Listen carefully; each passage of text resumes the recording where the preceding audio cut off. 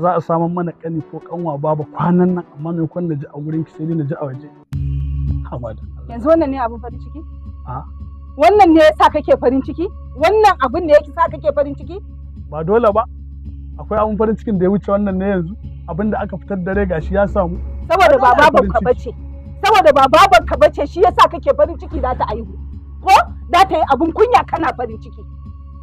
Yaya abin kunya? To abin kunya mana, ban gane mata da mijinta ba. Idris, ni ma ba ni da kunya, wallahi ni ma ban da kunya, zan iya rufe idona na maka rashin kunya wallahi. Yau sunan nawa gaya ba ma yaya. Ka ji abin da kake faɗa mana malam, ji abin da kake faɗa, saboda kawai ba mahaifiyarka bace ba ka ɗauke ta uwa ba, shikenan har kake murna za ta aihu. To uwa ta ce na ɗauke ta uwa, kuma na yi farin ciki da wannan rabon kani ko kanwa da za mu samu kwanan nan. Dan Allah